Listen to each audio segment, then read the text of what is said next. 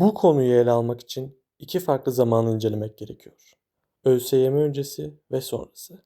Hazırsanız videoya başlayalım. 1935 tarihine kadar liseden mezun olmak üniversiteye geçiş için yeterliydi. Ancak 1935 tarihinde bitirme ve olgunluk sınavları getirilerek üniversiteye geçiş hakkı bu iki sınava bağlandı. Devlet olgunluk sınavı MEP tarafından hazırlanan yazılı bir sınavdı. Olgunluk ve bitirme sınavlarının hükümranlığı tam 20 yıl sürdü. 1955 yılında devlet lise sınavı adı altında tek aşamalı bir sınav haline geldi. Bu uygulama öncekilerle benzerdi. 1958 yılında merkezi sınav yerine her lise kendi devlet lise sınavını yapmaya başladı. Fakat belirtilmelidir ki hala öğrencileri yüksek öğretime yerleştiren bir kurul yoktu. Ortak bir seçme yerleştirme merkezi oluşturulması amacıyla atılan ilk adım ise 1953 yılında Test ve Araştırma Bürosu'nun kurulması oldu. Seçme ve yerleştirmede birliğin olmaması ve öğrenci sayısının giderek artmasıyla beraber 1974 yılında o dönemki adıyla ÜSYM kuruldu. 1981 yılında hepimizin bildiği ÖSYM adını alacaktı. ÖSYM'nin ilk yıllarında üniversite sınavı sabah ve öğleden sonra olmak üzere aynı gün içinde yapılıyordu. Tarihler 1976 yılını gösterince şaşılacak şeydir ki ÖSYM yazılı sınavın değil sınavdaki başarıyı göz önünde bulunduruyordu.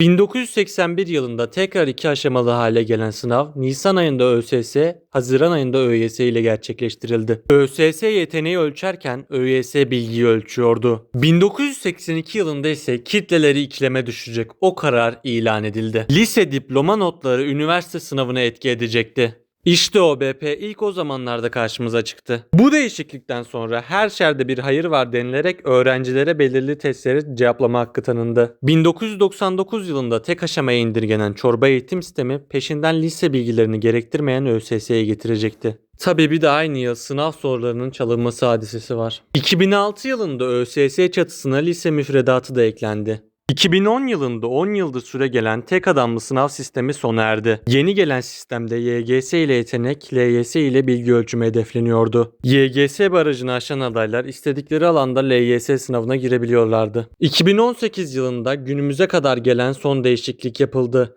YKS, namı diğer Yükseköğretim Kurumları sınavı.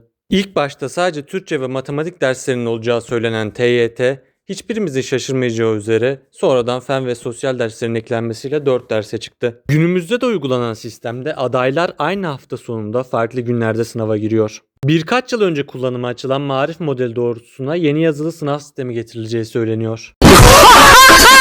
Yüksek ihtimalle 2027 YKS'nin de sonu olacak.